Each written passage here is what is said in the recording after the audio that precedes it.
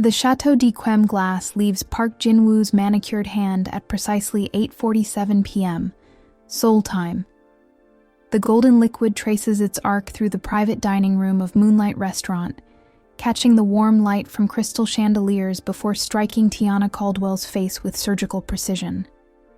30 of Korea's most powerful chaebol executives freeze mid-conversation, their chopsticks suspended over plates of Wagyu beef that cost more than most people's monthly salaries. The silence stretches like a taut wire. In this room where billionaire deals are made with subtle nods, and where a single conversation can shift international markets, the sound of wine hitting flesh reverberates like a thunderclap.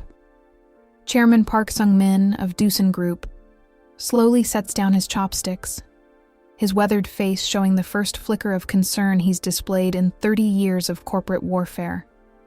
CEO Kim Tae-hyun of LG Electronics adjusts his glasses, studying the American waitress with the analytical precision that built his semiconductor empire. "People like you," Jin-woo spits in perfect English, his voice carrying the entitled authority of someone born into Samsung-level wealth, "should know your place." The words hang in the air like poison gas. Tiana feels every eye in the room assessing her, categorizing her, reducing her to a simple equation of race and servitude that these men understand implicitly. She knows the hierarchy that governs this world. At the top, the chaebol families whose surnames appear on skyscrapers. Below them, the politicians and prosecutors they own. Further down, the foreign executives grateful for table scraps from the Korean miracle, and at the very bottom, service workers like her, invisible, disposable, unworthy of even basic human dignity. The slap follows immediately, echoing through the room like a gunshot. Jin-woo's palm connects with Tiana's left cheek with the full force of entitled rage, the sound sharp enough to make glasses rattle on the mahogany table. The Patek Philippe Nautilus on his wrist, worth more than most Seoul apartments, catches the chandelier light as his hand follows through. Tiana tastes copper on her tongue, but 17 years of CIA training keep her body perfectly still. Through the pain radiating across her cheek, a lethal part of her mind catalogues every detail. Jin-woo's trembling hands betraying his rage despite his controlled exterior. The way his Armani jacket pulls tight across his shoulders when he strikes. The barely visible scar behind his left ear that matches the one in her classified files from Langley. She notices how Chairman Park's eyes narrow, not in disapproval of the violence but in calculation, wondering what this display of temper might reveal about Jin-woo's psychological state during their upcoming merger negotiations. "I'm sorry, sir," she whispers in flawless Korean, bowing at the precise 90-degree angle demanded by restaurant protocol, her hands positioned exactly as Kim Min-jae taught her during training 6 weeks ago. Inside, Special Agent Tiana Caldwell, the woman who infiltrated 3 terrorist cells and dismantled a human trafficking ring in Bangkok, promises herself that Park Jin-woo has just signed his own death warrant. As she maintains her bow, Tiana's photographic memory records everything.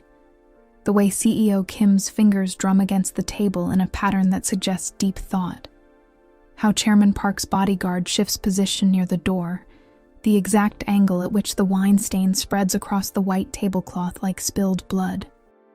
These men control supply chains that span continents, own factories where millions of people earn their daily bread, and decide with casual phone calls which governments will survive and which will fall.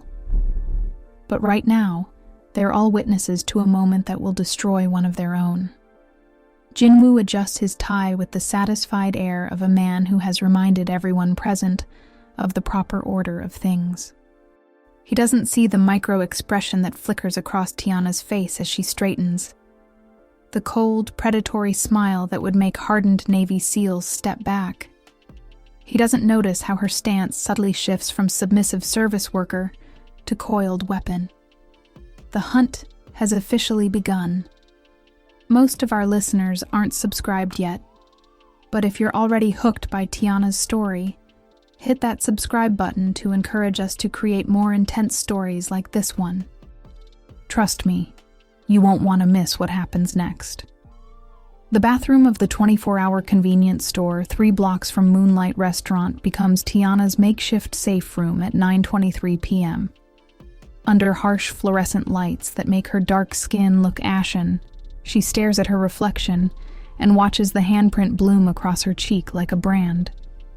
The mark is already deepening from red to purple, the swelling beginning to distort the careful makeup she'd applied before her shift. She pulls out what appears to be a cheap silver ring from her uniform pocket, her fingers finding the nearly invisible button on its side with practiced ease. The device is smaller than a dime, but contains technology worth more than the entire restaurant. Military-grade encryption, satellite uplink capability, and a battery that could run for 6 months. "Control, this is Nightingale," she whispers into the hidden microphone, her voice carrying none of the subservient tone she'd used upstairs. "Target has made physical contact, cover potentially compromised, requesting immediate risk assessment." Director Sarah Chen's voice crackles through the miniature earpiece disguised as a hearing aid, the signal bouncing through 3 satellite relays and 2 CIA safe houses before reaching Tiana's ear. "Understood, Nightingale. We monitored the entire incident through your wire. Audio quality was perfect. We have Jinwoo's voice print, facial recognition from your contact lens camera, and thermal readings indicating elevated stress levels consistent with narcissistic rage disorder." Tiana touches the bruise forming on her cheekbone, feeling the heat radiating from swollen tissue. "He knows something's wrong. The slap wasn't random. He's testing me." "Negative," Chen replies, her voice carrying 3 decades of field experience. Psychological profile indicates Jinwoo sees foreign service workers as subhuman. This was pure entitlement, not suspicion. Mission parameters remain unchanged. Jinwoo must not discover your identity until we have concrete evidence of his money laundering operations. But Tiana knows better. She'd seen the calculation in Jinwoo's eyes, the way he'd paused before striking, as if testing her reaction. In her 17 years of undercover work, she'd learned to read the micro-expressions that betray a target's true thoughts. Jinwoo might not know she's CIA, but he suspects she's more than she appears. She opens her phone to find 7 missed messages from Kim Min-jae, each one more frantic than the last. The chef had witnessed the entire incident from the kitchen doorway, had seen one of his employees assaulted by Korea's most dangerous billionaire. His texts reveal a man torn between outrage and terror. "Are you okay?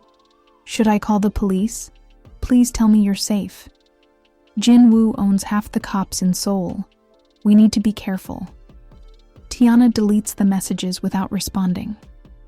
Min-jae's concern is genuine, but she can't risk compromising her cover by appearing too capable or too informed about Jinwoo's influence. Tomorrow, she'll return to Moonlight Restaurant as the same apologetic waitress, perhaps even more submissive after tonight's lesson. Her encrypted phone buzzes with an intelligence update from Langley. Jinwoo's financial records show $47 million in unexplained transfers from Busan port operations over the past 6 months. Yamazaki Group connections confirmed through shell companies registered in 3 jurisdictions. Exercise extreme caution. Target shows signs of paranoid behavior and has eliminated witnesses before. Tiana studies her reflection one more time, applying concealer to the handprint with movements honed by years of hiding evidence of violence. The makeup won't fully cover the swelling, but it will have to do. In the world of Seoul's elite restaurants, injuries are explained away as easily as spilled wine. A kitchen accident, a stumble on the stairs, a moment of personal clumsiness that reinforces her status as an inferior being worthy of neither attention nor sympathy. She practices her smile in the mirror, the same grateful, slightly vacant expression she's perfected over 6 weeks of serving Korea's most powerful men. But behind her eyes, something predatory stirs. Park Jin-woo has no idea he just declared war on one of America's most lethal intelligence operatives. As she prepares to leave the bathroom, her phone buzzes one final time. A message from an encrypted number she doesn't recognize. The Korean values respect above all else, but some lessons require more permanent teaching methods. Sleep well, Agent Caldwell. Her blood turns to ice. Someone knows who she is. The secure facility, buried 3 levels beneath the CIA's Langley headquarters, maintains a constant temperature of 68 degrees Fahrenheit, the air recycled every 90 seconds, to prevent listening devices from detecting conversations through acoustic resonance. In Conference Room Delta 7, where the walls are lined with copper mesh to block electromagnetic surveillance, Director Sarah Chen reviews the personnel file that represents 15 years of America's most classified operations. Tiana Marie Caldwell. She reads aloud to the assembled task force, her voice echoing off sound-dampening panels.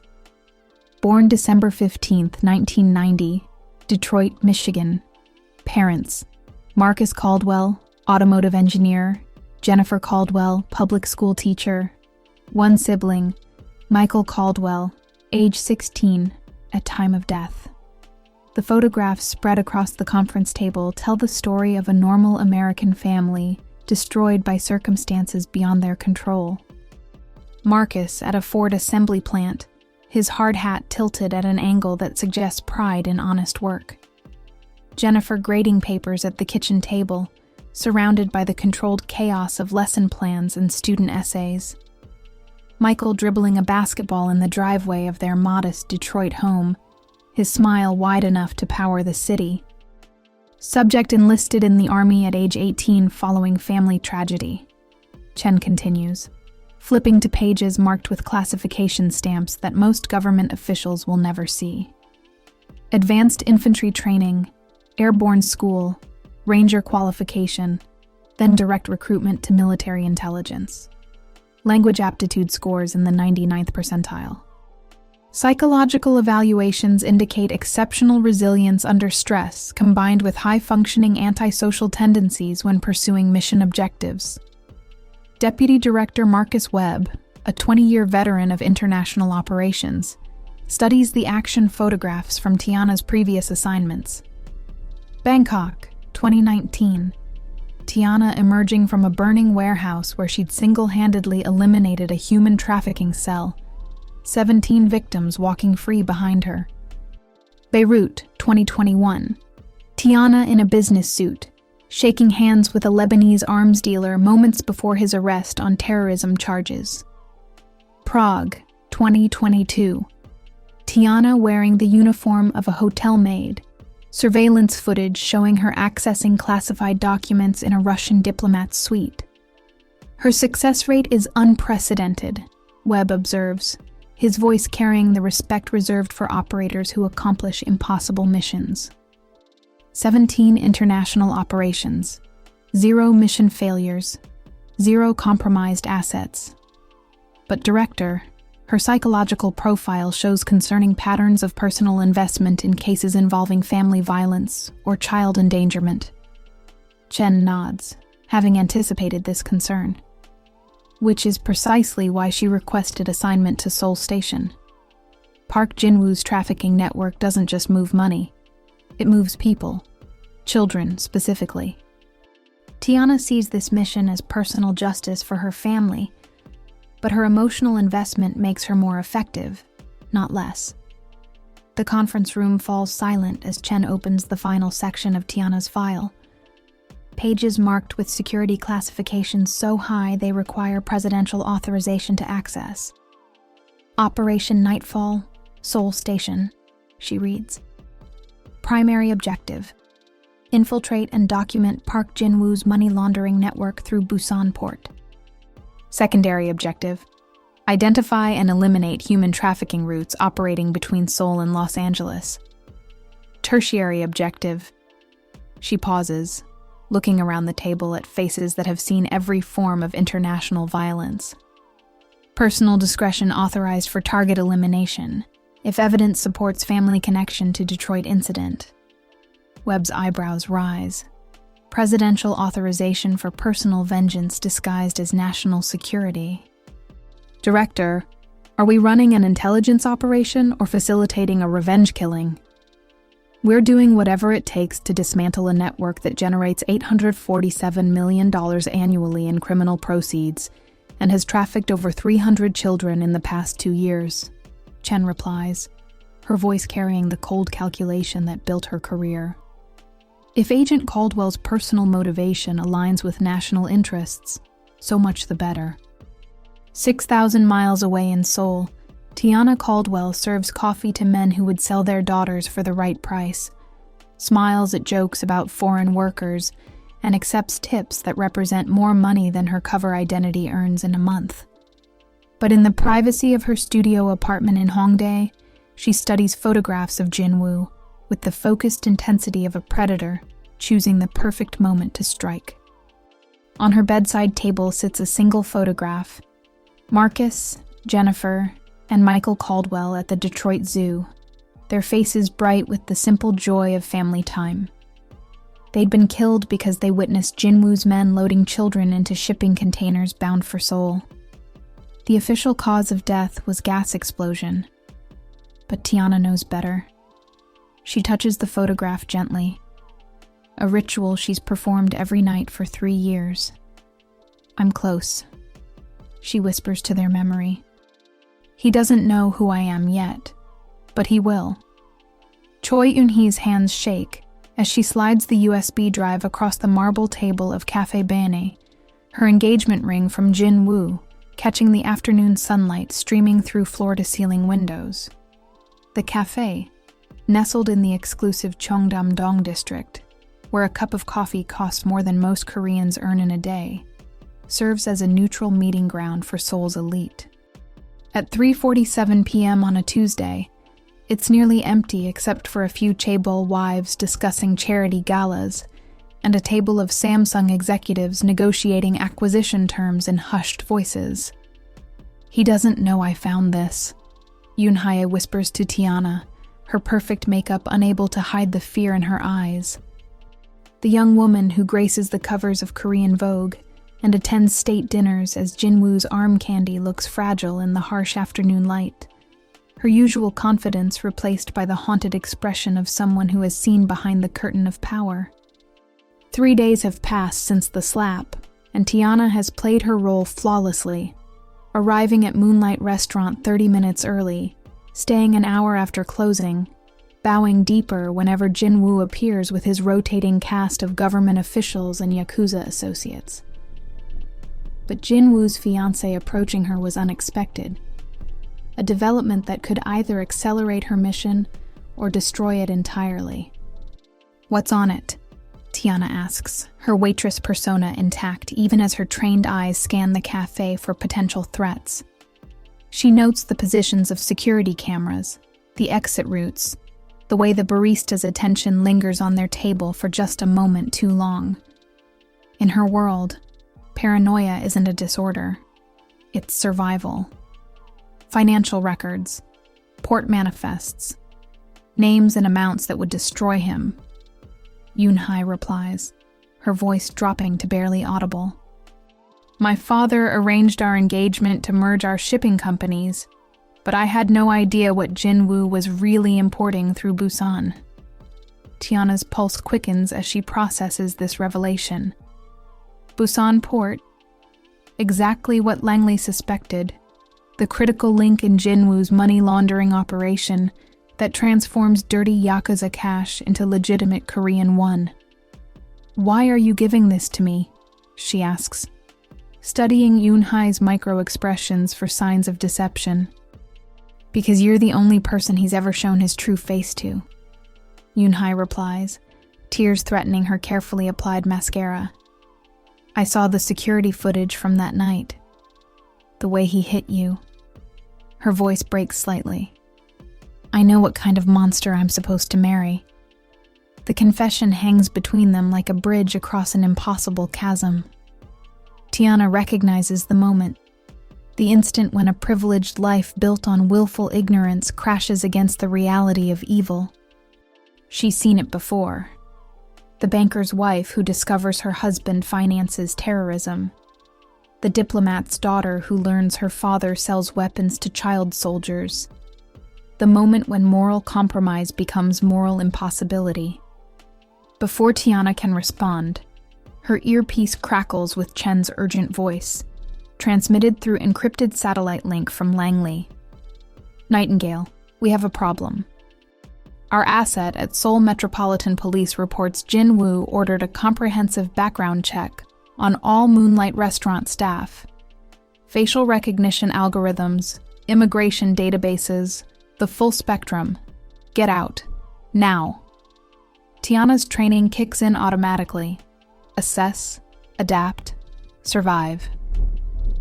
She calculates the time needed to leave the cafe naturally, the routes to her emergency safe house, the probability that Jin Woo's people are already watching. But Yunhai notices the sudden tension in her companion's posture. What's wrong? Yunhai asks, her own paranoia sharpened by months of living with a man who eliminates problems with casual efficiency. Nothing. Thank you for this, Tiana replies, palming the USB drive with movements so smooth they would make a magician proud. Her fingers automatically check the device for weight and texture. Genuine hardware, not a decoy or trap. But if anyone asks, we never met. As Tiana stands to leave, her phone buzzes with a news alert that makes her blood freeze. Breaking. Key witness in Busan port investigation found dead in apparent suicide. Kim Dong-hwan, former Port Authority manager, discovered in hotel room with alleged confession note. She knows the name. Kim Dong-hwan had been scheduled to testify next week about suspicious cargo manifests and under-the-table payments to customs officials. His testimony would have provided the first direct evidence linking Jin Woo to specific criminal transactions. Now he's dead. His confession, undoubtedly crafted to implicate dead ends and protect living assets. Yunhai reads the alert over Tiana's shoulder, her face going white. That's the fourth person this month, she whispers. Anyone who threatens Jin Woo's business just disappears. Tiana meets her eyes, seeing her own understanding reflected there. Jin Woo isn't just money laundering. He's systematically eliminating anyone who threatens his empire, and both women now qualify as existential threats. The USB drive in Tiana's pocket might contain the evidence needed to destroy him, but it also makes them targets for elimination. Be careful, Tiana says, the warning carrying weight beyond polite concern. Men like Jin Woo don't leave loose ends.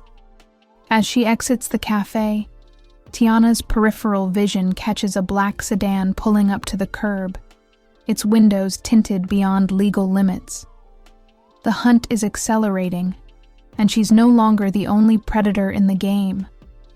The Latt Tower pierces Seoul's skyline like a crystal spear, its 47 floors of mirrored glass reflecting the city's neon heartbeat in patterns that shift with each passing cloud.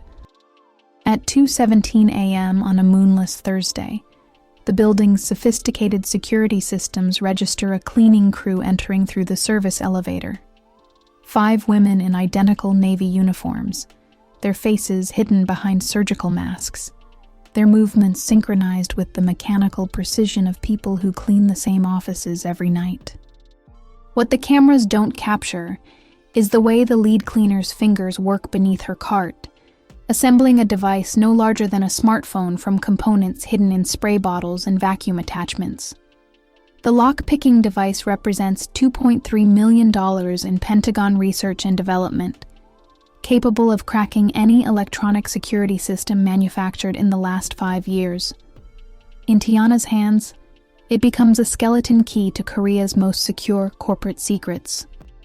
60 seconds until the next security patrol, Chen's voice whispers through Tiana's earpiece, transmitted from a surveillance van parked 3 blocks away. The USB drive Yunhai gave you contained enough evidence to arrest half of Seoul's Port Authority, but we need Jin-woo's personal files to connect him directly to the Yamazaki group. Without that link, he walks away clean. Tiana's lockpick slides into Jin-woo's office door with surgical precision, the device automatically analyzing the electronic tumblers and generating override codes faster than human reflexes could register. The door opens silently, revealing an office that serves as a temple to corporate power, floor-to-ceiling windows offering a breathtaking view of the Han River, where container ships carry legal and illegal cargo with equal indifference. Jin-woo's desk dominates the space like an altar to capitalism, polished mahogany that costs more than most people's cars, supporting a single laptop, a Mont Blanc pen worth enough to feed a family for months, and a framed photograph that makes Tiana's breath catch in her throat. The image shows Jin-woo shaking hands with Japan's most notorious Yakuza boss, Kenji Yamazaki, both men smiling with the satisfied expressions of partners who have found mutual profit in human misery. Bingo, Tiana breathes, photographing the image with a camera disguised as a button on her cleaning uniform. The photograph alone represents evidence that would trigger international investigations and congressional hearings, proof that Seoul's business elite maintains direct relationships with organized crime. But as she slides a micro USB device into Jin-woo's laptop, her blood turns to ice. The screensaver isn't the generic corporate logo she expected. It's a high-resolution satellite photograph of her family's house in Detroit, taken from directly overhead at a resolution that shows individual roof shingles. The image has been enhanced with digital annotations, red circles around her mother's garden, where Jennifer Caldwell had grown tomatoes every summer, yellow markers indicating the positions of security cameras that had been mysteriously disabled the night of the gas explosion, blue lines tracing the exact route Marcus had taken when he'd tried to flee with his family. A sticky note attached to the laptop monitor reads in Jin-woo's handwriting, "American intelligence agents should be more careful about their cover stories. Some families pay a higher price for curiosity than others." Tiana's hands shake as the full implications hit her. Jin-woo doesn't just know she's CIA, he knows exactly why she's hunting him. Her family wasn't random collateral damage in a trafficking operation gone wrong. They were specifically targeted because someone identified Marcus Caldwell as a potential witness and decided to send a message to American intelligence: stay out of Korean business. The laptop's hard drive finishes copying to her device, just as heavy footsteps echo in the hallway outside. But stealth no longer matters. Jin-woo has known her identity from the beginning, has been playing with her like a cat with a wounded mouse. The slap at Moonlight Restaurant wasn't rage or racism. It was a deliberate provocation designed to make her reveal herself. As she pockets the evidence and prepares to exit through the window, using rappelling gear hidden in her cleaning supplies, Tiana's earpiece crackles with Chen's panicked voice. "Nightingale, building security just went to full lockdown. Every elevator is stopped. Every stairwell is sealed. You're trapped." Through the office window, she can see Seoul spreading out beneath her like a circuit board. Millions of lights marking the homes of people who will never know how close they came to becoming collateral damage in a war between intelligence agencies. 47 floors below, Jin-woo's security team deploys with military precision. Their orders simple: capture the American agent alive, or ensure she dies in a way that sends the right message. Tiana checks her watch, 2:23 a.m. Dawn is still 4 hours away, but for the first time in her career, she's not sure she'll live to see it. The maintenance shaft above Jin-woo's office becomes Tiana's temporary sanctuary, a cramped space where building ventilation systems create enough white noise to mask her breathing. Through gaps in the metal grating, she watches Jin-woo's security team systematically search his office, their movements coordinated with the precision of former military operators. "Control, this is Nightingale," she whispers into her comm device. her voice barely audible above the building's mechanical systems. Target was expecting me. This was a trap from the beginning. Director Chen's voice crackles through layers of encryption. Impossible. Your cover identity was created by our best forgers. Background checks would show. He has photographs of my family's house. Tiana interrupts, fury making her voice sharp despite the need for silence. Satellite imagery, security camera footage, annotated details about the night they died. Jinwoo didn't just know Marcus witnessed his trafficking operation. He ordered the hit specifically to send a message to CIA. The silence on the comm channel stretches for 30 seconds, long enough for Tiana to hear her own heartbeat over the ventilation noise. When Chen finally responds, her voice carries the weight of someone processing intelligence that reshapes everything she thought she knew. Agent Caldwell, if your assessment is correct, then this operation has been compromised from the moment you set foot in Seoul. Below her, Jinwoo enters his office wearing the same Armani suit from Moonlight Restaurant. But now his demeanor has shed all pretense of civilized behavior. He examines his laptop screen, noting the evidence of Tiana's data extraction, then looks directly at the ceiling vent where she's hiding. "Miss Caldwell?" he says in perfect English, his voice carrying across the office with theatrical clarity. "I know you're listening. Your family was very brave at the end. Marcus tried to shield Jennifer and Michael from the flames, but propane burns so quickly when properly applied." The words hit Tiana like physical blows, each detail a deliberate torment, crafted to destroy her operational discipline. Her CIA training screams at her to remain hidden, to gather intelligence and escape when possible. But 3 years of grief and rage crystallize into murderous intent. The restaurant explosion wasn't an accident, Jinwoo continues, pacing his office like a professor delivering a lecture. Your brother witnessed my men loading cargo at Detroit's industrial port. Children, specifically. Marcus Caldwell thought he could be a hero, thought he could save them by reporting what he saw to federal authorities. Tiana's hands move automatically to her concealed weapons. A ceramic knife that won't trigger metal detectors.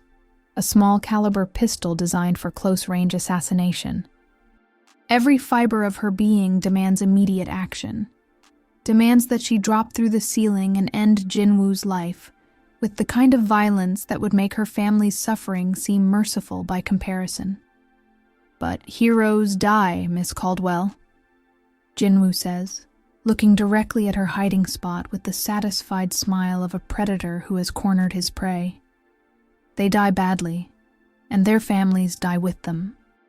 The only question now is whether you'll be smart enough to walk away, or stupid enough to join them." Chen's voice cuts through Tiana's rage like a blade. "Agent Caldwell, your emotional state is compromised. Abort the mission immediately. We'll extract you through the embassy." But Tiana is no longer listening to Langley. She's remembering Michael's laugh, Jennifer's Sunday morning pancakes, Marcus singing off-key in the shower. She's remembering 3 years of nightmares, 3 years of wondering if she could have saved them, 3 years of hunting the man responsible while he knew exactly who she was all along. "Jinwoo," she says, her voice carrying through the ventilation system with deadly calm. "You made one mistake." "What mistake?" he asks, his confidence flickering for the first time. "You assumed I came here for the CIA," she replies, dropping through the ceiling, grating with the fluid grace of a predator finally unleashed. "I came here for them." Kim Min-jae's apartment above Moonlight Restaurant represents 20 years of culinary dedication compressed into 4 modest rooms. The walls display photographs of dishes that have earned critical acclaim from Seoul's most demanding food critics, alongside certificates from culinary schools and thank you letters from customers whose special occasions were made perfect by his cooking. At 6 a.m. on Friday morning, as golden sunlight streams through windows that overlook the narrow alley behind his restaurant, Min-jae prepares for what he doesn't know will be his last peaceful breakfast. The black sedan has been parked across the alley since 5:30 a.m., its occupants patient with the stillness of professionals who understand that timing determines the difference between success and catastrophe. Through tinted windows, they watch Min-jae's morning routine with the detached interest of predators studying prey. Coffee first, always from the same blue ceramic mug his ex-wife gave him before their divorce. Then preparation of ingredients for the day's special menu. Knife work so precise, it could serve as meditation. The kidnapping unfolds with military efficiency. 3 men in maintenance uniforms enter the building through the service entrance, their movements coordinated through encrypted radio communications. The building's elderly security guard, Mr. Cho, accepts their forged work order without question. After all, plumbing emergencies happen frequently in Seoul's aging infrastructure. Min-jae hears footsteps on the stairs, but thinks nothing of it until his apartment door explodes inward with the force of a battering ram. The first man through the door moves with the fluid precision of former special forces, his taser already deployed, before Min-jae can reach for the chef's knife that has become his instinctive defense mechanism. "Kim Min-jae," the leader says in Korean, accented with the clipped efficiency of military training. "You will come with us. Resistance will result in permanent injury to people you care about." The chef's body convulses as 50,000 volts course through his nervous system, but his mind remains focused on the photographs scattered across his kitchen table. Images of Tiana being struck by Jin-woo, evidence he'd been preparing to take to the police. As darkness claims his vision, he manages to knock the photographs behind his refrigerator, a small act of defiance that might save the woman who'd become like a daughter to him. Tiana finds his apartment door hanging open like a scream when she arrives at 6:47 a.m. The morning sun illuminates a crime scene that tells a story of swift professional violence.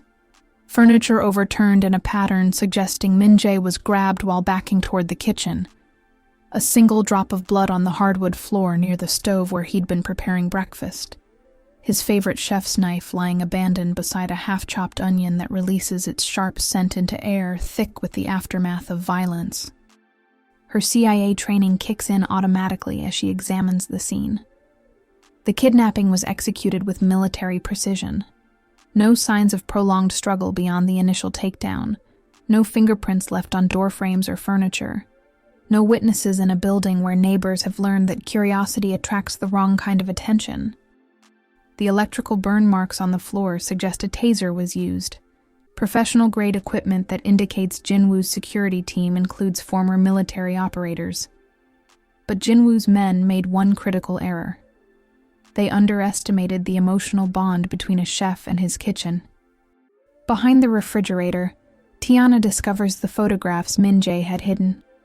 Images of her assault at Moonlight Restaurant, along with handwritten notes documenting every suspicious conversation he'd overheard, every unusual visitor who'd met with Jin-woo in private dining rooms. Taped to Min-jae's refrigerator is a single photograph that makes Tiana's hands clench into fists. The image shows Min-jae bound to a metal chair in what appears to be an abandoned warehouse, his chef's hat askew in a way that would be comical under different circumstances. But his eyes carry the focused determination of a man who has faced kitchen fires and impossible health inspectors and refused to break. The warehouse's distinctive architecture tells its own story. I-beam construction typical of Seoul's industrial expansion in the 1990s, when factories sprouted across the southwest districts of Yeongdeungpo, Guro, and Gumcheon. The angle of shadows indicates the building faces northeast, and a partially visible serial number on an overhead crane provides the identifying information Tiana needs. On the photograph's reverse side, Jin-woo's handwriting delivers instructions with bureaucratic precision. Banpo Bridge, midnight, come alone, or your friend learns what happened to the Busan witness. No weapons, no backup, no tricks. Just a conversation between professionals who understand the cost of interference. Tiana's earpiece crackles with Chen's voice, transmitted from a crisis management center now operating at maximum alert. Nightingale. Satellite thermal imaging shows unusual activity at 3 warehouse districts near Banpo Bridge. Heat signatures suggest 12 to 15 individuals, possibly armed. Agent Caldwell. This feels like a trap designed to force you into emotional decision-making that compromises operational security. Of course it's a trap, Tiana replies, systematically checking the ammunition in her concealed Glock 19 and the ceramic knife hidden in her waitress uniform. But Min-jae protected me for 6 weeks without knowing who I really was. He fed me. He worried about my safety. He treated me like family when his own government classifies people like me as disposable labor. She studies the photograph again, her trained eyes analyzing details that civilian observers would miss.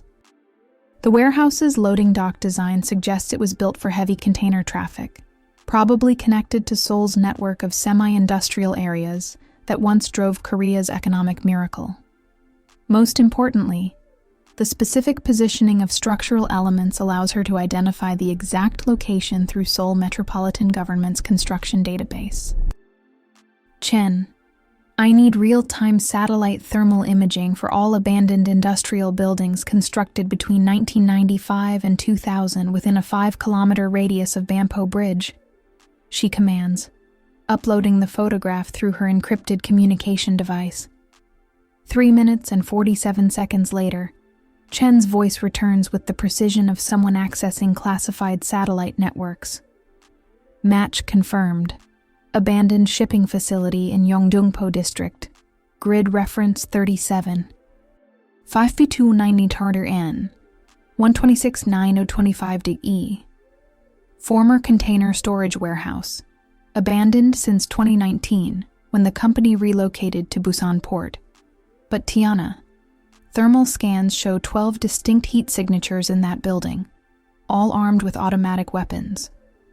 12 professional killers versus 1 CIA operative. In intelligence circles, they call these odds character building, the kind of impossible situation that separates career agents from legends. Tiana checks her watch. 7:42 a.m. 16 hours and 18 minutes until the midnight deadline. Just enough time to turn Jinwoo's trap into his funeral. The storage unit in Seoul's Mapo district sits among hundreds of identical metal boxes, anonymous as grave markers in a cemetery of forgotten possessions. To casual observers, Unit 247 contains the typical detritus of expatriate life. Boxes labeled winter clothes and kitchen items, a few pieces of furniture too valuable to abandon when moving apartments. But Tiana's storage unit serves a different purpose entirely. She keys in the 8-digit code that changes daily according to an algorithm known only to 3 people at CIA headquarters, then steps inside to reveal an armory that would make Navy SEALs envious. Secured weapon cases line the walls like library shelves, each one containing equipment specifically chosen for urban warfare in Asian metropolitan environments. "Control, this is Nightingale," she whispers into her comm device while examining a tactical vest rated for rifle rounds. Requesting permission to go weapons-free for extraction operation. Director Chen's voice carries the weight of someone making calculations that will be reviewed by congressional committees. Agent Caldwell, rules of engagement authorize minimum necessary force for asset protection. However, given the compromised nature of local law enforcement, you have operational discretion for equipment selection. Translation: use whatever it takes, but don't get caught. Tiana selects her loadout with the methodical precision of a surgeon choosing instruments. Primary weapon, H&K MP7 personal defense weapon, compact enough for close quarters battle but effective at medium range. Secondary, Sig Sauer P226, with subsonic ammunition for silent takedowns. Tertiary, ceramic knife that won't trigger metal detectors, in case she needs to maintain cover during approach. But weapons alone won't overcome 12-to-1 odds. She needs intelligence, and Seoul's underground information networks operate on relationships built over years of careful cultivation. Her phone contains contact information for people whose existence would never appear in official CIA files. Corrupt port officials who sell shipping manifests, nightclub owners who launder money for Yakuza, former North Korean defectors who survive by trading secrets. Lee Sang-ho's number rings twice before connecting. The detective's voice carries the exhaustion of a man who has spent too many years fighting corruption with inadequate weapons. Tiana, I heard about Minjai. Every honest cop in Seoul knows what happened, but we can't move against Jinwoo without evidence that won't disappear before we reach the courthouse. What if I told you I could give you that evidence? Tiana replies, loading magazines with armor-piercing rounds. But you'd need to trust me for the next 18 hours? A long pause before Lee responds. What do you need? Blueprints for the abandoned shipping facility in Yeongdeungpo. Grid reference 375219° N, 126-925° E. Security camera positions for the surrounding area. And detective, I need you to be ready to move when I give the signal, because when this is over, half of Seoul's power structure is going to collapse.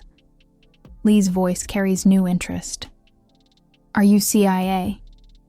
I'm someone who keeps promises, Tiana replies. And I promised Minjai's photograph that I'd bring him home. As she closes the storage unit and prepares for what might be her final operation, Tiana's encrypted phone buzzes with a message from an unknown number. Miss Caldwell, this is Choi Yunhai. I know you think I'm dead, but Jinwoo only killed a body double. I have information that can destroy him, but we need to meet. Hongdae District, Cafe Drop Top, 9 p.m. Come alone, and Miss Caldwell, bring weapons. The game just changed. Jinwoo's fiancé is alive, and if she has the evidence Tiana suspects, tonight's rescue mission could become something much larger. The complete annihilation of Korea's most dangerous criminal empire. Cafe Drop Top occupies the basement level of a Hongdae District building that thrums with Seoul's underground music scene. At 9 p.m., the venue's dim lighting and acoustic dampening make it perfect for conversations that require privacy.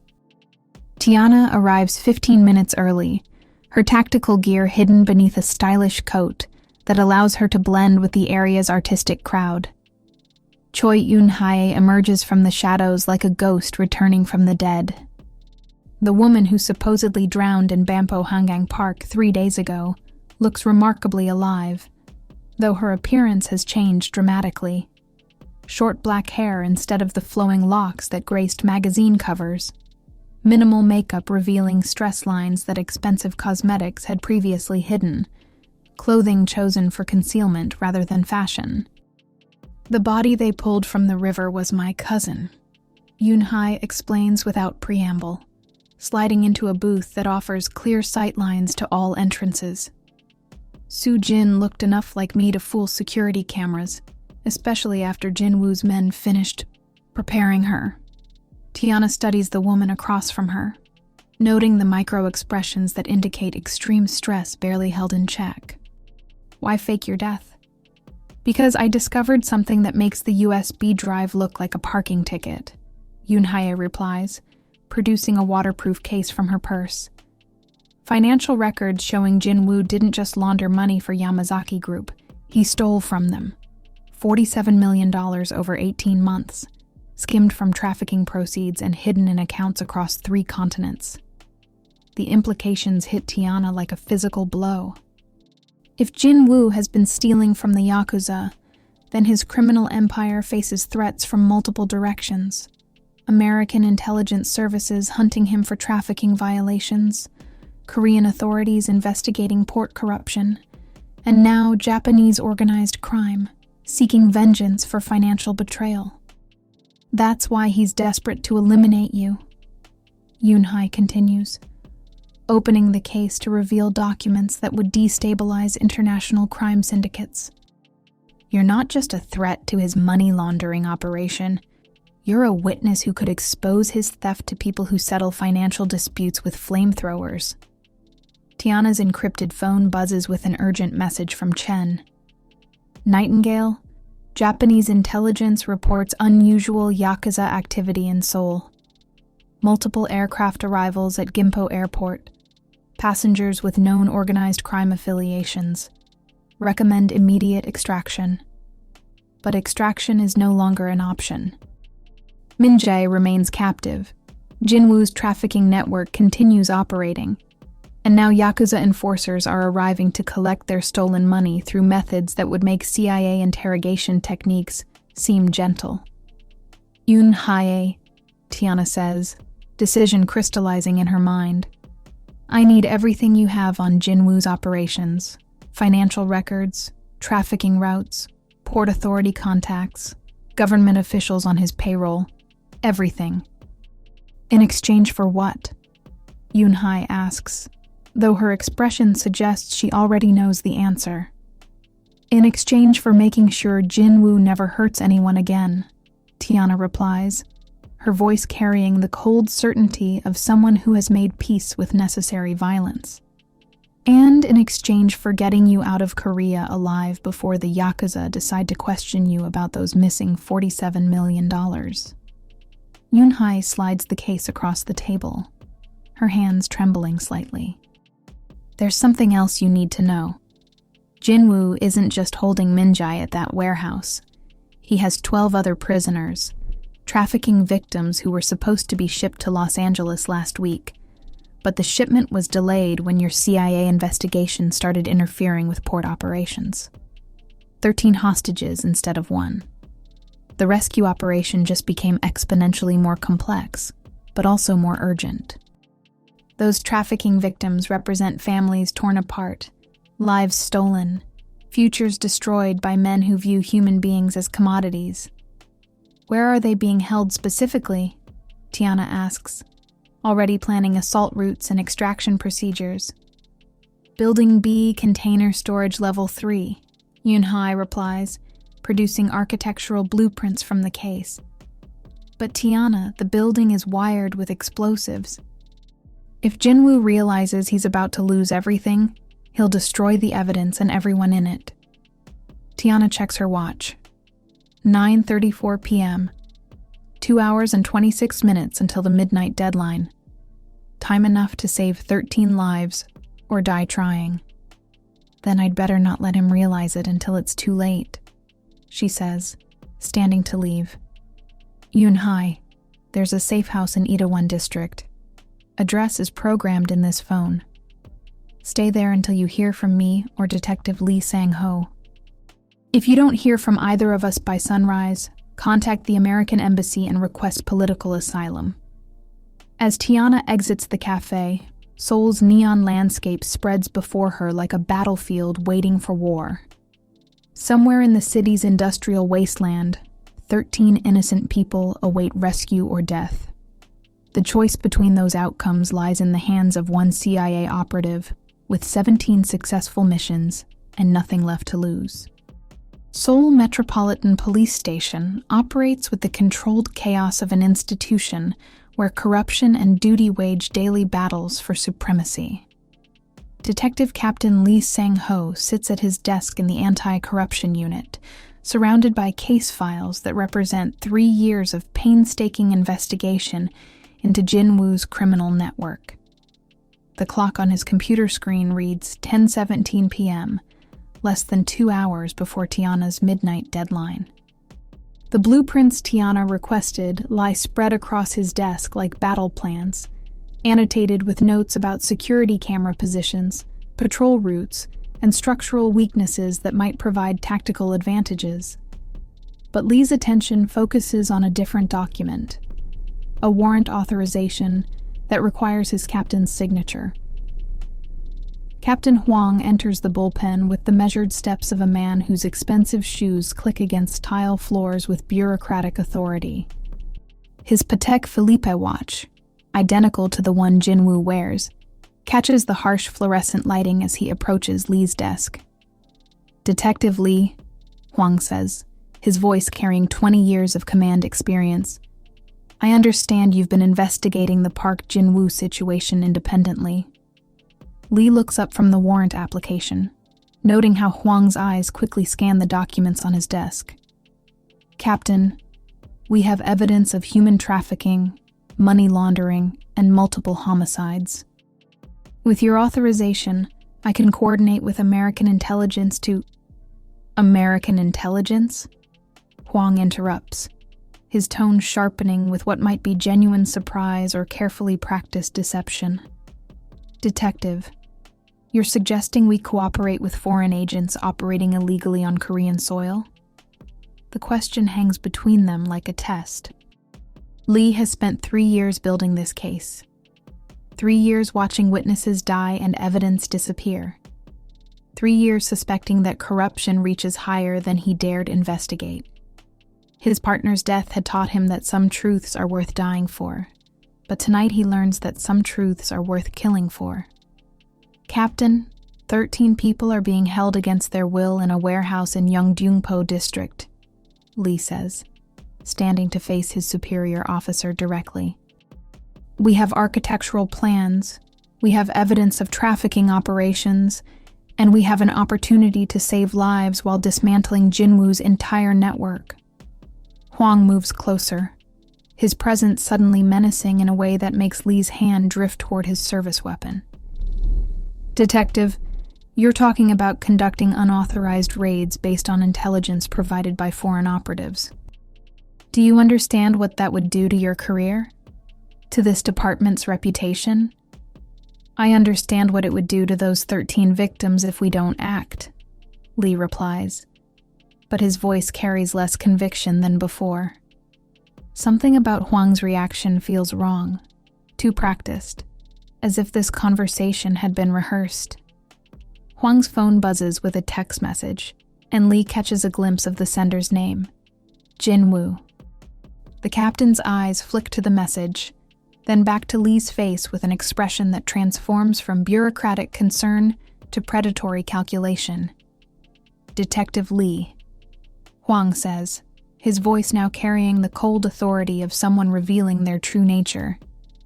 "I'm afraid I can't authorize any operations against Mr. Park's legitimate business interests." The words hit Lee like a physical blow. His own captain, the man he'd trusted with intelligence about trafficking victims, the man who'd signed off on surveillance operations and witness protection requests, has been protecting Jinwoo all along. "Captain?" Lee says, his hand now resting openly on his pistol grip. "Those people in that warehouse will be released when Mr. Park's business concerns are resolved," Hwang interrupts, producing his own weapon with the fluid motion of someone who has drawn it in anger before. "Detective, you're going to give me those blueprints, and you're going to forget about American agents and unauthorized operations." But Lee has been preparing for this moment since his partner died 3 years ago. His service weapon clears its holster in a smooth draw that speaks of countless hours at the practice range, the muzzle centering on Hwang's chest, before the captain can complete his own draw.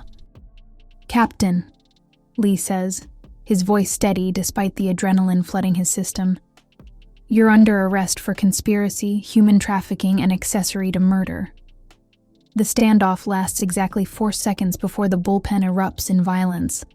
Officers who had seemed loyal to justice reveal their true allegiances as they draw weapons to support their compromised captain. The anti-corruption unit, Lee realizes with sick certainty, has been thoroughly corrupted. As bullets shatter computer monitors and ricochet off metal filing cabinets, Lee understands that he's not just fighting for 13 trafficking victims. He's fighting for the idea that some institutions can still be trusted, that some people will choose duty over profit even when corruption offers easier paths. His radio crackles with Tiana's voice. "Lee, where are those blueprints?" "Slight complication," he replies, diving behind his desk as automatic weapons fire tears through the space where he'd been standing. Turns out my entire department is compromised. You're on your own." But even as he speaks, Lee is already planning his escape route. If the police can't save those 13 victims, then maybe one honest cop and one CIA operative can succeed where entire institutions have failed. The abandoned subway tunnel beneath Gangnam Station becomes Tiana's final command center, a concrete tomb where Seoul's underground infrastructure meets the shadows of a career built on impossible missions. Water drips from corroded pipes with the rhythm of a countdown timer, each drop echoing off walls that have witnessed the city's transformation from war-torn ruin to global metropolis. "Control, this is Nightingale," she whispers into her encrypted communicator, her voice barely audible above the rumble of trains passing overhead. Local law enforcement is completely compromised. Detective Lee is currently engaged in a firefight with corrupt officers at Seoul Metropolitan Police Headquarters. I'm proceeding with solo extraction. Director Chen's response carries the strain of someone managing a crisis that has escalated beyond all operational parameters. "Agent Caldwell, I'm pulling the plug. This mission is a failure. Exfiltration helicopter is en route to your GPS coordinates. Be ready for immediate extraction in 30 minutes. "Negative, Control," Tiana replies, spreading Yunhai's architectural blueprints across a makeshift table constructed from concrete blocks. 13 hostages, including one friendly asset. "I don't leave people behind." "Agent Caldwell, you're emotionally compromised and operationally isolated." Chen's voice crackles through layers of encryption. "Korean intelligence services have issued a kill order on you. Japanese Yakuza have declared you a priority target for interfering with their financial recovery operations. Jinwoo's security team includes former Special Forces operatives with superior numbers and equipment. This isn't heroism. It's suicide." But Tiana has already made her decision. She studies thermal imagery from her last satellite pass. 15 heat signatures in the warehouse, with 13 clustered in what appears to be a holding area on the 3rd floor.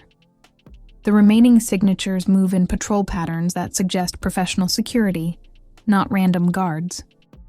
Her equipment inventory reveals resources adequate for a small war. 47 rounds of armor-piercing ammunition, 6 fragmentation grenades, 2 smoke canisters, and a shaped charge capable of breaching reinforced concrete. Against 15 armed opponents in a fortified position, it might be enough, if she can maintain the element of surprise. Her encrypted phone buzzes with a message from Lee, transmitted from what sounds like an active combat zone. "Tiana, I'm pinned down at the precinct, but I've forwarded Jinwoo's communications to your device. He's not expecting you until midnight. You have a 43-minute window before he realizes something's wrong." She accesses the intercepted communications, revealing Jinwoo's voice, discussing logistics with his security team. The American agent will come alone. Her psychological profile indicates she can't resist playing hero. When she arrives at the main entrance, detonate the building. Make it look like a gas explosion.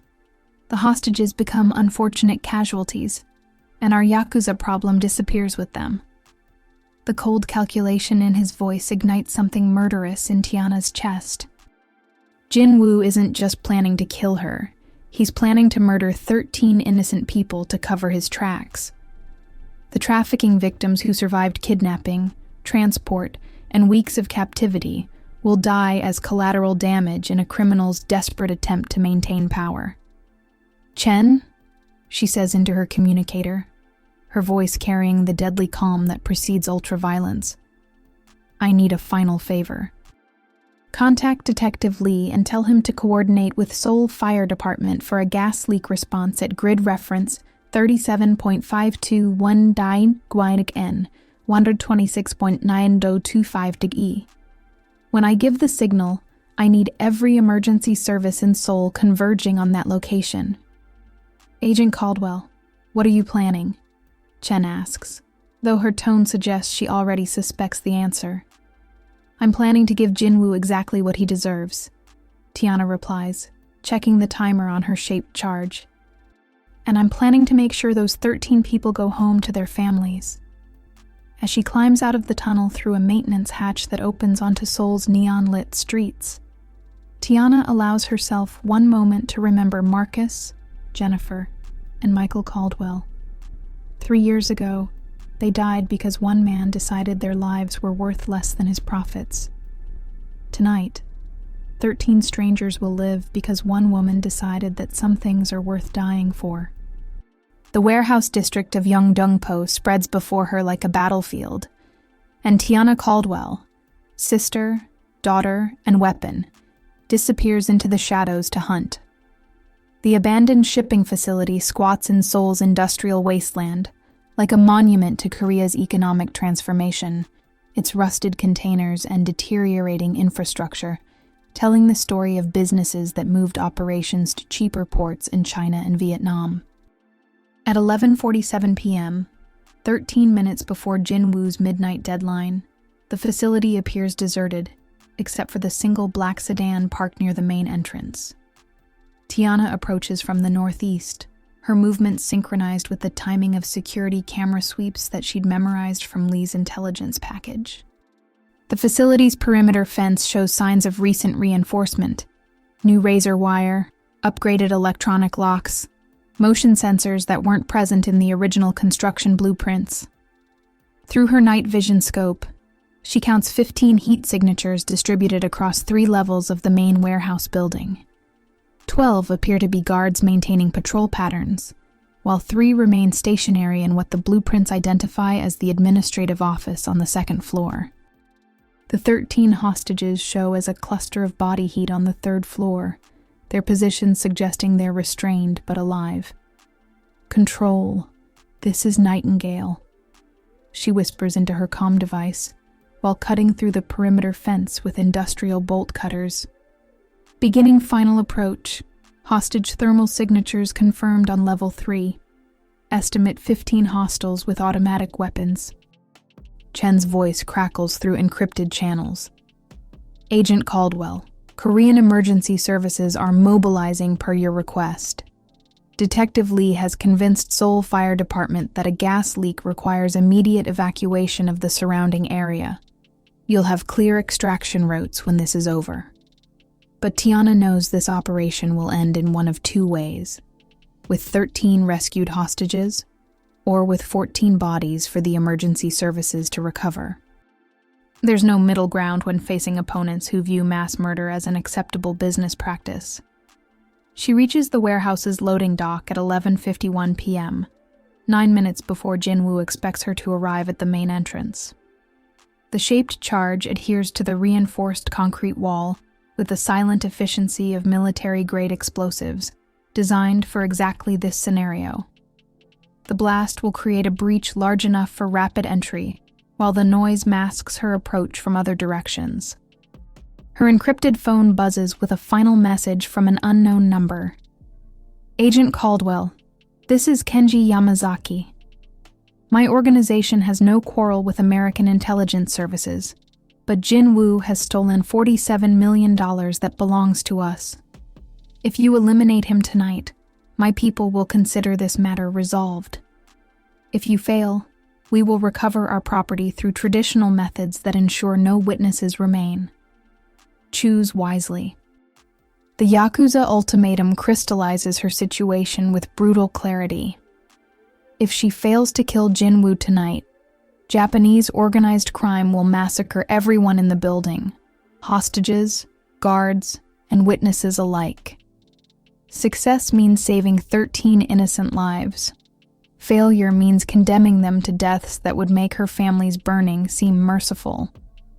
At exactly 11:54 p.m., Tiana detonates the shaped charge. The explosion tears through concrete and steel with the focused violence of shaped military ordnance, creating a breach that obliterates the wall between her and 13 people who deserve to see another sunrise. As smoke and debris fill the air, Tiana moves through the breach like death incarnate. her H&K MP7 already acquiring targets with the methodical precision of someone who has killed professionally for 17 years. The first guard dies before he can register her presence, armor-piercing rounds punching through his tactical vest like paper. 13 people, she whispers to herself as she advances through the warehouse's maze of shipping containers and industrial equipment. 13 people going home tonight. The hunt is no longer theoretical, it's personal, immediate, and measured in heartbeats and muzzle flashes. The warehouse's second floor erupts in chaos as Jinwoo's security team responds to the explosion below, their tactical communications crackling with panicked reports of breach and casualties. In the administrative office overlooking the main floor, Jinwoo stares at security monitors showing smoke-obscured images of a single figure moving through his fortress with supernatural efficiency. "Sir," his head of security reports through encrypted radio, his voice tight with professional concern. "We've lost contact with Teams Alpha and Bravo. The intruder is using military-grade weapons and advanced tactical movement. This isn't the desperate American agent we were expecting. This is a professional assassin." But Jinwoo knows exactly who has come for him. Through the smoke and thermal imaging displays, he can see Tiana Caldwell moving with the lethal precision of someone for whom violence has become meditation. Each step calculated, each shot placed with the accuracy that comes from 17 years of killing in the service of American interests. Each room she enters becomes a killing ground. Each corridor she traverses fills with the aftermath of professional assassination. His encrypted phone rings with an incoming call that makes his blood freeze. The caller ID displays Yamazaki-san. The Yakuza boss calling at the exact moment of Tiana's assault cannot possibly be coincidence. Jinwoo, Kenji Yamazaki's voice, carries the cold formality of a man announcing execution sentences, filtered through satellite encryption that spans the distance between Seoul and Tokyo. "I'm calling to inform you that your debt has been transferred to American intelligence services. Agent Caldwell now has 47 million personal reasons to ensure you don't survive tonight's festivities." The betrayal hits Jinwoo like physical trauma, the realization spreading through his nervous system with the slow burn of poison. The Yakuza, his partners in human trafficking and money laundering for 5 years, have sold him to his greatest enemy with the casual efficiency of businessmen liquidating failed investments. "Yamazaki-san, we've been partners since 2019. Our operations have generated over $2 billion in combined profits. We've been partners until you decided to steal from us," Yamazaki interrupts, his voice carrying the finality of severed business relationships and the implicit threat of traditional Japanese justice. $47 million, systematically diverted from trafficking proceeds over 18 months, to your personal accounts in Switzerland, the Cayman Islands, and Singapore. Did you honestly believe that an organization which has survived for over a century wouldn't notice unauthorized financial transfers? Jinwoo's mind races through implications and calculations, while gunfire echoes from the floor below. If the Yakuza have evidence of his embezzlement, bank records, wire transfer authorizations, digital signatures that could be authenticated by international forensic accountants, then his death becomes not just personal vengeance, but professional necessity. Criminal organizations don't forgive financial betrayal. They make examples that prevent future theft through demonstrations of consequences that discourage similar temptations among other partners. Agent Caldwell will recover our stolen money, along with interest calculated at traditional rates, Yamazaki continues, his tone suggesting mathematical precision applied to human suffering, plus penalties that reflect the inconvenience your theft has caused our operations. In exchange, my organization will provide her with complete intelligence on your trafficking networks, including the precise locations of 12 additional facilities operating between Seoul and Los Angeles. The revelation staggers Jinwoo more than the gunfire steadily approaching his position. 12 additional facilities mean hundreds of trafficking victims whose testimony would trigger international investigations, congressional hearings, and United Nations sanctions. The Yakuza aren't just abandoning him. They're providing American intelligence with everything needed to dismantle his entire criminal empire, from the shipping manifests that hide human cargo to the banking codes that transform blood money into legitimate investments. You're sacrificing 5 years of partnership for one operational inconvenience, Jinwoo says, desperation creeping into his voice as he watches his security monitors display Tiana's systematic advance through his defenses. We're sacrificing one unreliable partner to maintain profitable relationships with more trustworthy associates, Yamazaki corrects, his tone carrying the patience of someone explaining basic business principles to a failing student.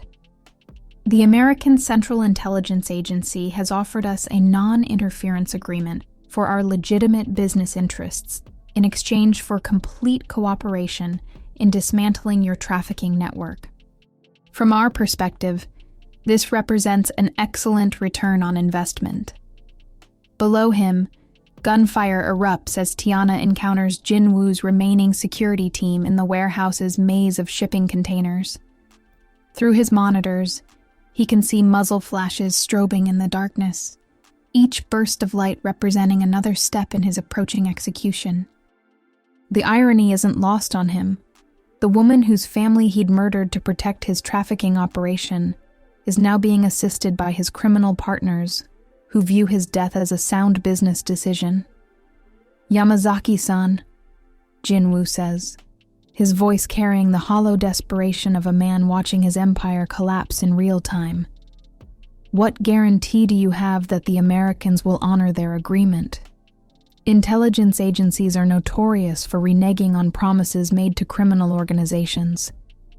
We have Agent Caldwell's personal guarantee, Yamazaki replies, and Jinwoo can hear the satisfaction in the Yakuza leader's voice. She has promised that if we provide complete intelligence on your operations, she will ensure that Yakuza interests in legitimate international trade remain uncompromised. Unlike you, Jinwoo, Agent Caldwell understands the value of keeping promises. The phone goes dead, leaving Jinwoo alone with the sound of approaching gunfire and the realization that he has been abandoned by everyone whose support had made his criminal empire possible. His government contacts won't answer calls from a man who can no longer pay bribes. His police assets have been exposed by Lee Sang-ho's investigation.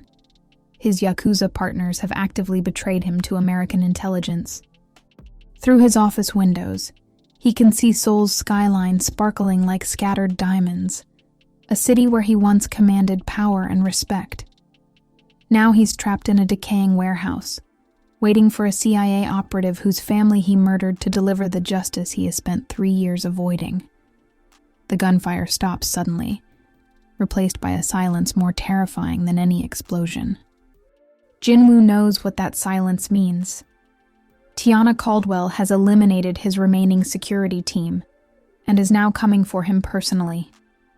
The administrative office door hangs off its hinges like a broken promise, twisted metal and splintered wood marking, where Tiana's shaped charge had removed the last barrier between hunter and prey. Silence fills the warehouse with oppressive weight, broken only by the distant wail of emergency sirens as Seoul's fire department responds to reports of a gas leak in Yeongdeungpo district. Jinwoo sits behind his executive desk like a king awaiting execution, his Armani suit immaculate despite the chaos surrounding him, his hands folded with the artificial calm of someone who has accepted inevitable death. Around him, security monitors display empty corridors and motionless bodies, the remnants of a security team that had been among Korea's most expensive private military contractors. "Miss Tiana Caldwell," he says in perfect English as she enters the office, her H&K MP7 trained on his center mass with the steady precision of someone who has killed professionally for nearly 2 decades. "I must admit, Your reputation for thorough operational execution appears to have been understated. Tiana moves through the doorway with controlled aggression, her eyes scanning for hidden weapons or concealed threats while maintaining perfect sight alignment on her target. Her tactical vest shows bullet impacts that her body armor absorbed, and blood seeps from a graze across her left shoulder where Jinwoo's security team had managed one lucky shot. But her weapon remains steady, and her voice carries the cold certainty of someone delivering long-awaited justice. "Where are the hostages?" she demands, her finger resting on the trigger with the pressure that separates life from death.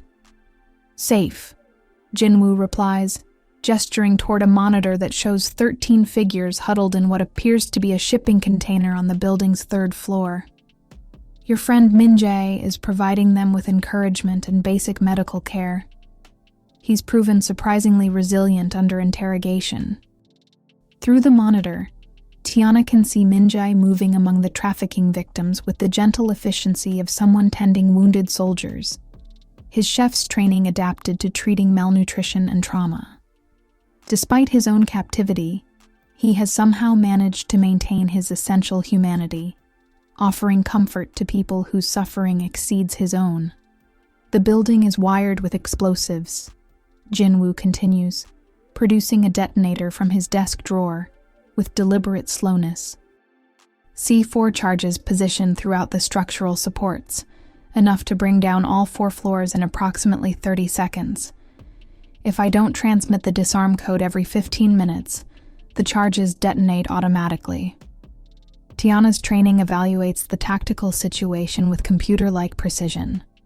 Killing Jinwoo immediately would trigger the dead man switch, murdering 13 innocent people to satisfy her personal vengeance. But allowing him to live means accepting that he might escape justice again, disappearing into the international networks of corruption that have protected him for 5 years. "You have a choice, Agent Caldwell," Jinwoo says, reading her calculations with the insight of someone who has built his career on understanding human psychology. "You can kill me now and watch 13 people die for your revenge, or you can let me walk away and live with the knowledge that your family's murderer continues breathing." But Jinwoo has made a critical error in his psychological assessment. He assumes Tiana operates according to the same moral compromises that govern his world, where innocent lives are acceptable sacrifices for personal gain. He doesn't understand that some people choose duty over revenge, that some warriors measure victory in lives saved rather than enemies killed. "Jinwoo," Tiana says, her voice carrying the patient tone of someone explaining simple concepts to a confused child. "You made the same mistake you made 3 years ago in Detroit." "What mistake?" he asks, confusion flickering across his features. "You assumed I came here alone," she replies, pressing her earpiece to activate the communication channel. "Detective Lee, are you in position?" Lee Sang-ho's voice crackles through the encrypted channel, with the satisfaction of someone who has waited 3 years for this moment. "Affirmative. Building is surrounded. Emergency services are evacuating the hostages through the breach you created on level 3. All 13 are safe and in custody of Seoul Fire Department paramedics." Jinwoo's face transforms from confident calculation to stunned disbelief as he realizes his final leverage has been eliminated. The hostages he'd counted on to ensure his survival are no longer in the building. The explosives he'd positioned to coerce compliance now threaten only his own life. "You see," Tiana continues, her weapon never wavering from its target, "I learned something from my family's death. Heroes don't work alone. They build teams, they trust partners, and they choose saving lives over satisfying hatred." Jinwoo's hand moves toward the detonator with desperate fury. But Tiana's first shot takes him through the right shoulder, spinning him away from the device with the brutal efficiency of ammunition designed to incapacitate rather than kill. Her second shot shatters his left kneecap, dropping him to the floor where he writhes in agony while blood pools beneath him. "That's for Marcus," she says, approaching his fallen form with measured steps. "And this," she adds, placing the muzzle of her weapon against his forehead, "is for Jennifer and Michael." Jinwoo stares up at her with the wide-eyed terror of someone who has finally encountered consequences for his actions. "Please," he whispers, all arrogance stripped away by the proximity of death. "I have money, connections, information that could be valuable." "You have nothing I need," Tiana interrupts, her voice carrying the finality of judgment long delayed. "Except your death." The single gunshot echoes through the abandoned warehouse with the finality of divine justice, followed by silence so complete it seems to absorb all sound from the surrounding city. Park Jin-woo's body lies motionless on the polished floor of his executive office, his blood spreading across expensive marble tiles like spilled wine at a banquet celebrating his own destruction. Tiana stands over the corpse of her family's murderer, watching the life drain from eyes that had once held such arrogant certainty. 3 years of grief, rage, and carefully planned vengeance culminate in this moment of absolute stillness, where justice finally catches up with evil that had run free for too long.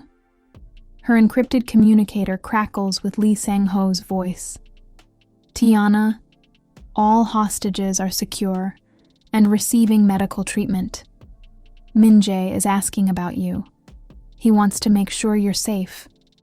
"I'm fine," she replies, though her voice carries the hollow exhaustion of someone who has completed a mission that consumed 3 years of her life. Jinwoo is dead. The threat is eliminated. Through the office windows, she can see emergency vehicles surrounding the warehouse complex, their flashing lights painting the night in red and blue patterns that remind her of 4th of July celebrations from her childhood. Seoul Fire Department paramedics tend to trafficking victims who are finally free, while Korean police arrest the surviving members of Jinwoo's security team. Director Chen's voice joins the communication channel from Langley. "Agent Caldwell, preliminary intelligence suggests Jinwoo's death will trigger the collapse of trafficking networks across 3 continents. Yamazaki Group has already provided promised intelligence on 12 additional facilities. Conservative estimates suggest over 300 trafficking victims will be liberated within the next 72 hours. But the numbers, impressive as they are, feel abstract compared to the concrete reality of 13 people who will sleep safely tonight, because one CIA operative refused to accept that some injustices are too large to challenge." Tiana thinks about Niran, the 15-year-old Thai girl who clutched her stuffed elephant like a talisman against horror, and wonders if these 13 souls will find similar healing in time. Her phone buzzes with a text message from Min-jae. "Thank you for keeping your promise. When you're ready, I'm opening a new restaurant. The first meal is yours, and it will be prepared with all the love you deserve." The offer carries weight beyond its simple words. After 3 years of hunting criminals through the shadows of international espionage, the prospect of sharing an honest meal with an honest man represents a kind of salvation she hadn't dared to hope for. As she prepares to leave Jinwoo's corpse for Korean authorities to process, Tiana notices something that makes her pause. On his desk, partially hidden beneath scattered papers, lies a photograph she recognizes. Her family at the Detroit Zoo, the same image that sits on her bedside table in Prague. But this copy shows signs of obsessive handling. Worn edges, creased corners, the kind of damage that comes from someone studying a single image repeatedly over years. She picks up the photograph, realizing that Jinwoo had been as consumed by their connection as she had been. Her family's deaths hadn't been casual collateral damage in a criminal operation. They had been deliberate provocations designed to draw American intelligence into a war that Jinwoo believed he could win. He had studied Marcus, Jennifer, and Michael Caldwell not as random witnesses to be eliminated, but as bait in a trap meant to lure their surviving family member into a confrontation of his choosing. The realization should disturb her, but instead, it brings a strange kind of peace. Jin-woo had spent 3 years preparing for this moment, had built elaborate plans and contingencies to defeat the CIA operative he knew would eventually come for him.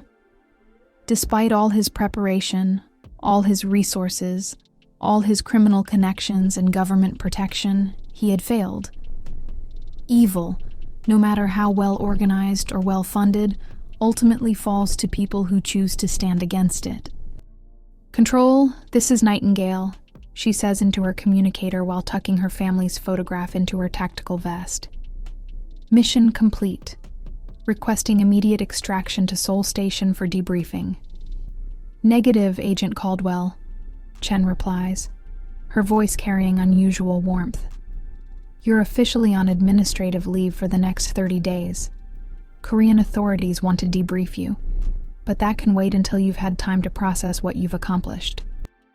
As Tiana exits the warehouse through the same breach she'd created hours earlier, Seoul's skyline spreads before her like a promise of new possibilities. The city where she'd served coffee to criminals and endured racial slurs for 6 weeks now represents something different. A place where justice ultimately prevailed, where 13 innocent people walk free because someone chose to fight when fighting seemed impossible. Her family can finally rest. The war is over. 6 months after Park Jin-woo's death, the congressional hearing on CIA overseas operations convenes in the Hart Senate office building under the glare of international media attention. Director Sarah Chen sits at the witness table, her testimony carrying the weight of an operation that reshaped American intelligence doctrine regarding international trafficking investigations. Operation Nightfall. Chen testifies before the Senate Intelligence Committee, her voice carrying across a chamber packed with journalists, human rights advocates, and Korean diplomatic observers, resulted in the liberation of 1,147 trafficking victims across 14 countries, the arrest of 412 individuals involved in international criminal networks, and the recovery of approximately $2.3 billion in criminal proceeds. Senator Williams, the committee chairman who had initially criticized the operation's unorthodox methods, leans forward with newfound respect. Director Chen, please describe Agent Caldwell's current status and her role in achieving these unprecedented results. Agent Caldwell submitted her resignation from active service effective 3 months ago, Chen replies, consulting notes that represent the classified assessment of one of CIA's most successful international operations. She now operates a private consulting firm specializing in human trafficking investigations, working in partnership with international law enforcement agencies and non-governmental organizations. Her success rate in victim recovery operations remains 100%. Meanwhile, in Seoul, Detective Captain Lee Sang-ho watches the hearing from his new office in the reorganized Anti-Corruption Division of Seoul Metropolitan Police. The institutional reforms that followed Jin-woo's death had swept through Korean law enforcement like a cleansing fire, removing 127 officers from positions of authority and establishing new oversight protocols designed to prevent future criminal infiltration. His desk displays a text message received that morning. Lee, opening Bangkok office next week. Local trafficking networks showing increased activity since our Seoul success. Interested in another impossible mission? T. He types back immediately. Already packed. What's the target? Some partnerships transcend borders, bureaucracies, and the conventional limitations of international law enforcement cooperation. The bond forged between a Korean detective and an American agent in Seoul's industrial wasteland had evolved into something unprecedented. A permanent alliance dedicated to hunting human traffickers, regardless of their nationality, political connections, or criminal sophistication. In Los Angeles, FBI agent Martinez reviews case files that represent the systematic dismantling of trafficking networks across the Pacific Rim. Yamazaki Group's cooperation had exceeded all expectations. providing intelligence that led to operations in 12 countries and resulted in arrests that crippled organized crime's ability to move human cargo across international borders. But it's a smaller detail that captures his attention. A handwritten note in Tiana's final CIA report, filed 3 days before her official resignation. Every victim we save honors the ones we couldn't save in time. Every operation matters because every life matters. Some victories are measured in headlines and congressional testimony, but the only victories that count are measured in children who sleep safely and families that stay together. The note is accompanied by a photograph taken at Seoul Station. 13 trafficking victims boarding a train that will take them to rehabilitation facilities, each face showing the cautious hope of people who have remembered what freedom feels like. In the background, barely visible, Tiana and Minjae share a quiet conversation, their body language suggesting the kind of bond that forms between people who have survived horror together and chosen healing over hatred. Director Chen's testimony continues. The methods employed in Operation Nightfall challenged conventional intelligence doctrine, but the results speak for themselves. When legal channels prove inadequate to address crimes of this magnitude, operational flexibility becomes a moral imperative. Senator Williams nods thoughtfully. Director, do you anticipate similar operations in the future? Senator, human trafficking generates approximately $150 billion annually in criminal proceeds and affects over 40 million victims worldwide, Chen replies, her statistics carrying the weight of institutional commitment. As long as criminals view human beings as commodities, American intelligence services will adapt our methods to ensure that victims receive justice and traffickers face consequences. The hearing concludes with bipartisan recognition that Operation Nightfall had established new precedents for international cooperation in combating human trafficking. But the real victory isn't captured in congressional testimony or classified reports. It exists in the simple fact that 1,147 people who were trapped in slavery are now free to rebuild their lives. 2 years after Seoul, Tiana Caldwell stands in a Bangkok safe house at 3:17 a.m., watching 14 rescued trafficking victims board vehicles that will transport them to the Thai American Embassy for processing. The operation had required 6 weeks of planning and 8 hours of execution, but the arithmetic of justice remains constant. Lives saved matter more than enemies killed, and freedom recovered weighs more than vengeance satisfied. Captain Lee Sang-ho emerges from the warehouse shadows, his Seoul Metropolitan Police credentials, now supplemented by an Interpol badge that grants him jurisdiction across Southeast Asian criminal networks. Local authorities arrested 19 members of the Golden Triangle Brotherhood, he reports, consulting intelligence gathered from interrogations that revealed trafficking routes spanning 4 countries. Their leader, Chen Wei, is cooperating fully. He's providing information about operations in Singapore, Manila, and Ho Chi Minh City. Tiana nods, but her attention focuses on the youngest victim, a girl who appears to be no more than 14, clutching a small Buddha statue like a talisman against evil. What's her name? She asks the Thai social worker who coordinates victim services. Malay. She's from a village near Chiang Mai, sold to traffickers when she was 12. The social worker explains, her voice carrying the practiced compassion of someone who has processed hundreds of similar cases. She hasn't spoken since we found her, but the medical evaluation suggests she'll recover physically. Tiana approaches the girl slowly, crouching to meet her eyes with the patient movements of someone who understands trauma's lasting effects. Malay, she says in careful Thai, words learned during 3 months of language preparation.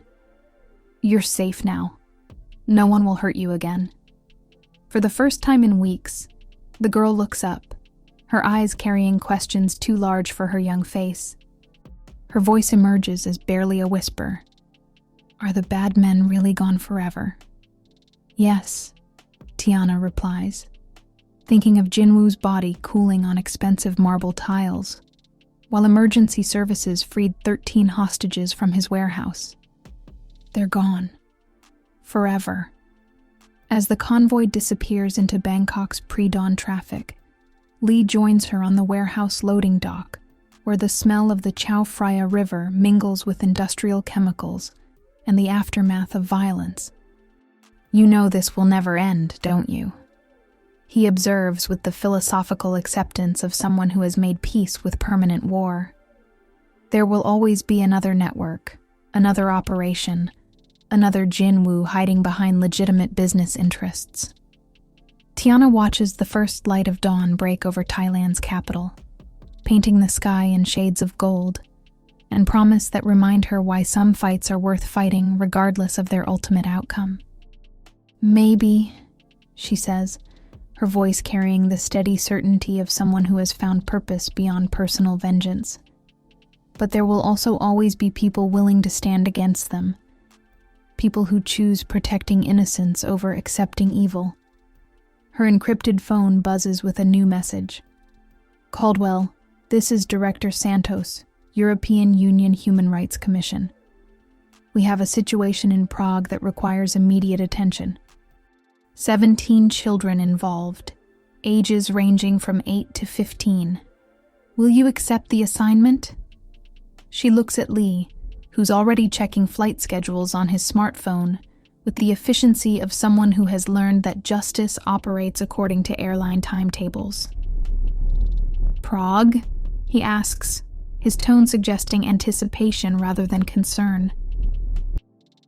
Prague, she confirms, thinking of 17 children whose safety now depends on 2 people who met in Seoul's shadows and discovered that some partnerships transcend nationality, bureaucracy, and conventional law enforcement limitations. Pack warm clothes and bring extra ammunition. Some wars choose their soldiers, but the best warriors choose their battles based on principles that matter more than personal comfort. Tiana had begun her hunt for Jinwoo, driven by family vengeance. She continues her work driven by the understanding that every rescued victim honors the ones who couldn't be saved, and every successful operation creates space in the world for children to sleep safely. The price of vengeance had been one man's death.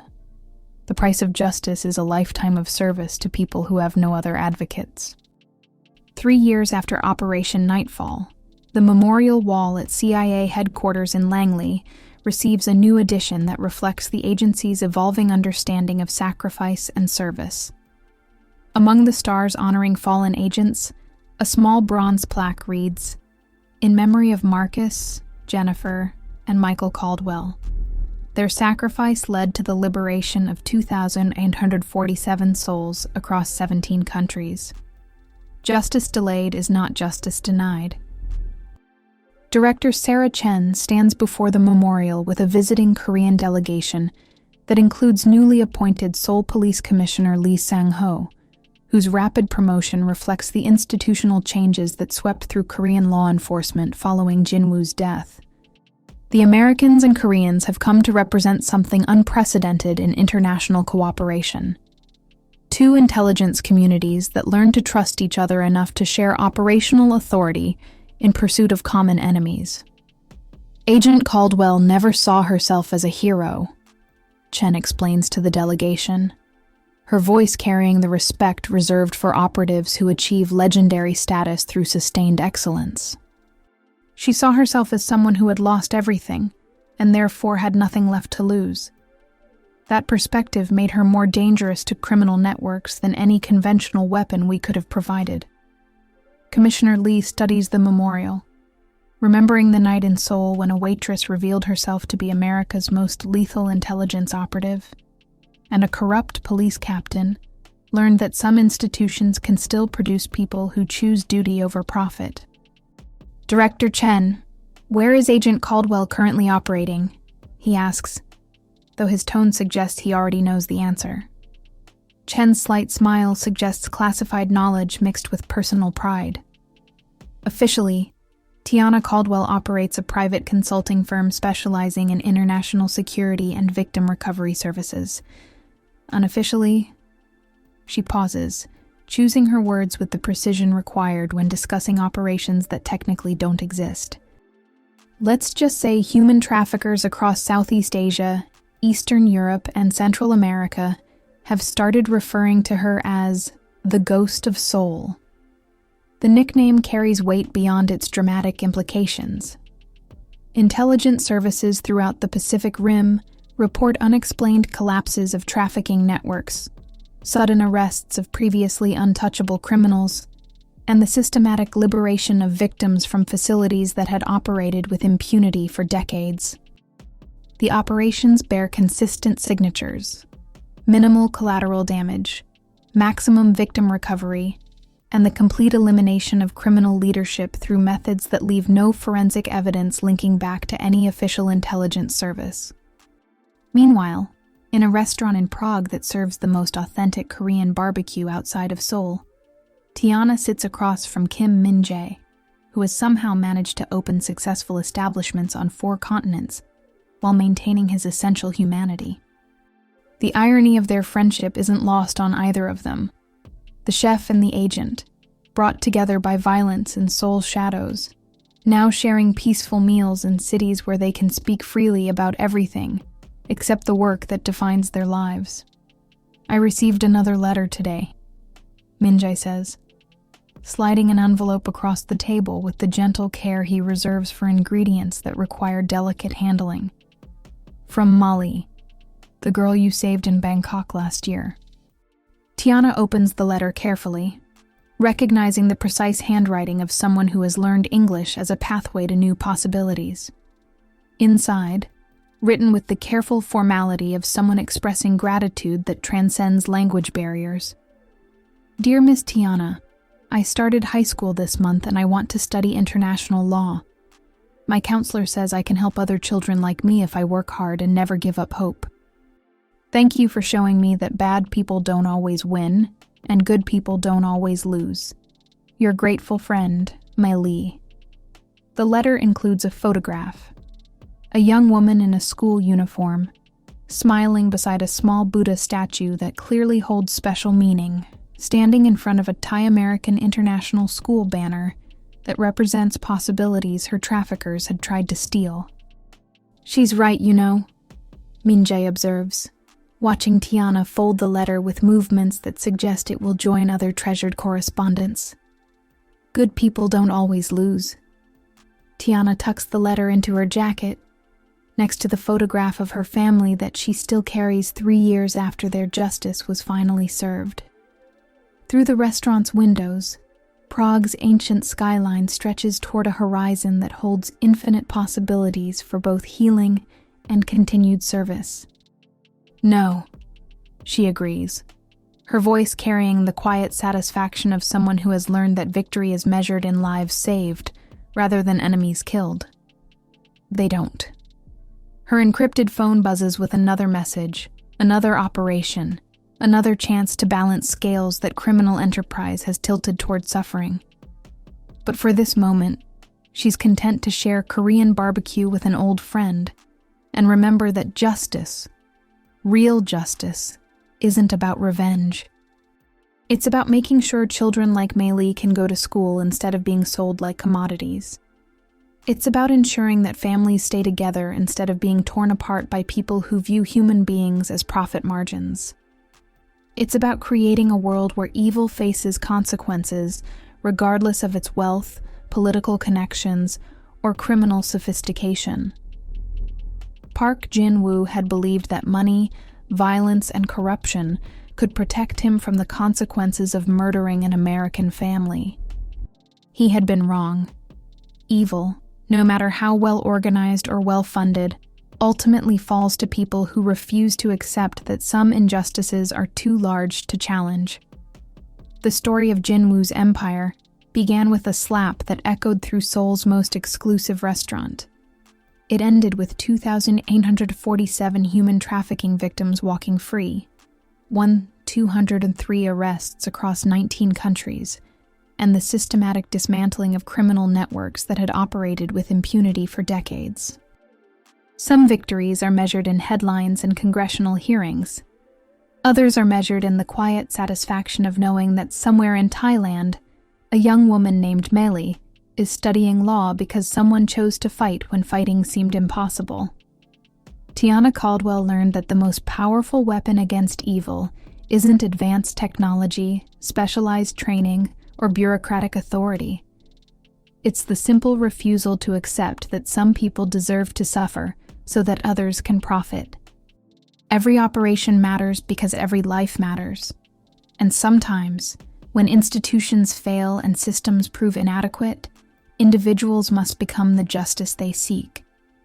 In Seoul, they still tell stories about the waitress who brought down a chaebol empire with nothing but determination and the willingness to risk everything for strangers. But in Bangkok, Prague, Manila, and a dozen other cities, children sleep safely because those stories aren't finished yet. The hunt continues. Justice never rests, and somewhere in the world, another criminal who believes money can purchase immunity is about to discover that some debts can only be paid in full